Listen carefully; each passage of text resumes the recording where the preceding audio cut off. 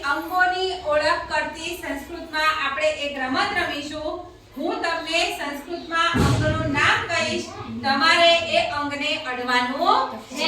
Ready? હા. કેશાહા. Dhaval out. દશરથે out. કર્ણઃ.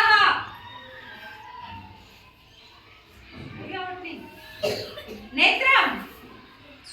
नेत्रम. दृष्टि out. निहालिका out. नासिका.